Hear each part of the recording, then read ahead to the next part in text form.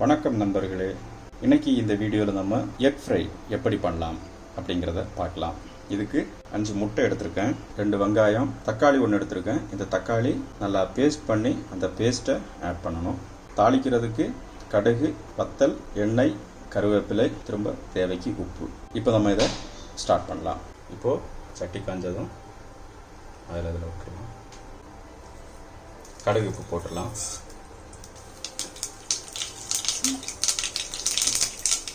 கருவேப்பிலை போட்டுடலாம். பச்சை மிளகா, வத்தல் மிளகா போட்டு லைட்டாக கிளறிட்டு வறுத்து வச்சுருக்க வெங்காயத்தை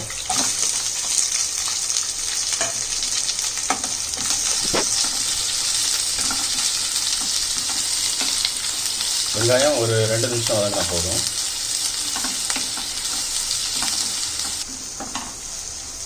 இது ஒரு 2 நிமிஷம் நல்லா வதங்கிடுச்சு. அதுக்கப்புறமா இந்த தக்காளி பேஸ்ட் இதில் ஆட் பண்ணி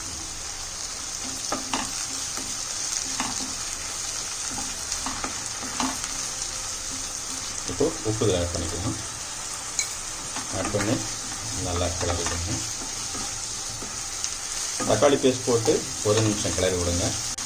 இப்போது நம்ம கலக்கி வச்சுருக்கிற இந்த முட்டையை இதில் ஆட் பண்ணலாம்.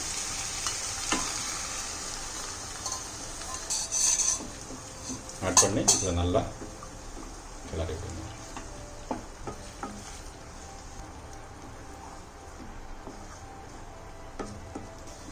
நல்லா கிளறி விட்டு கொடுக்கணும்.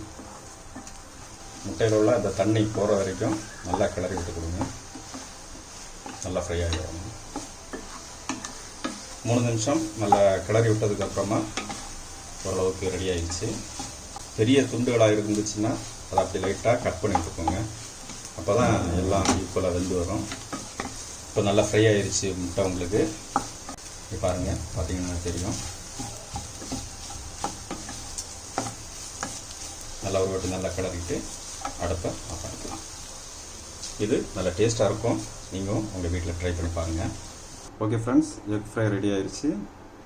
இதை நீங்கள் உங்கள் வீட்டில் செஞ்சு பாருங்கள்.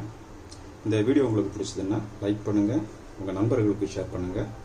இதுபோல் மேலும் பல குக்கிங் வீடியோக்களுக்கு சேனலை சப்ஸ்கிரைப் பண்ணுங்கள். அருகில் இருக்கக்கூடிய பெல் பட்டனை கிளிக் பண்ணுங்கள்.